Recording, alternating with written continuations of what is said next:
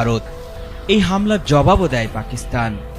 এরপর থেকেই দুই দেশই সীমান্ত এলাকায় তৈরি করে কড়া নিরাপত্তা বলয়, বেজে ওঠে যুদ্ধের দামামা।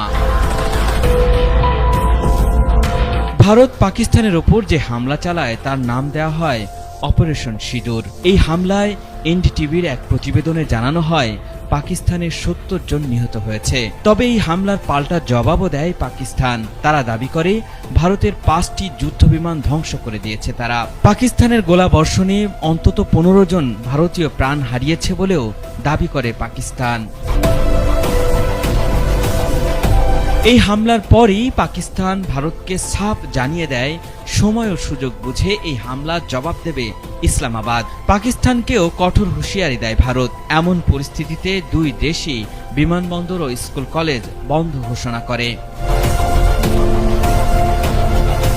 তবে সবচেয়ে ভয়ের কারণ হয়ে দাঁড়ায় পাকিস্তানের প্রধানমন্ত্রী শাহবাজ শরীফের কড়া হুঁশিয়ারির পর। তিনি পাকিস্তানের সশস্ত্র বাহিনীকে ভারতকে উপযুক্ত জবাব দেওয়ার জন্য অনুমতি দিয়ে দেন। এই অনুমতি পাওয়ার পরই পাকিস্তান ভারতের ১৫টি শহরে একযোগে হামলা চালায়।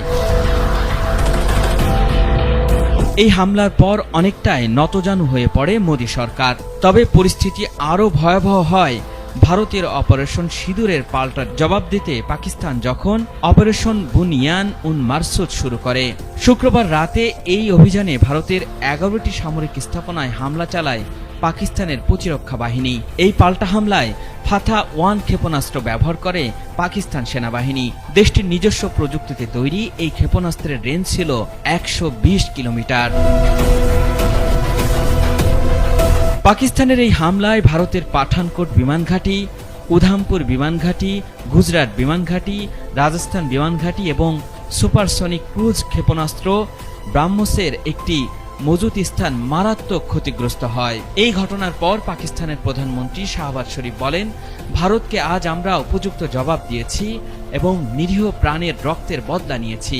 আমাদের সাহসী সশস্ত্র বাহিনী বারবার ভারতীয় আগ্রাসনের উপযুক্ত জবাব দিয়েছে। শুক্রবার রাতে পাকিস্তানের অপারেশন বুনিয়ান উন মারসুস এর পরই নড়ে চড়ে বসে মোদী সরকার।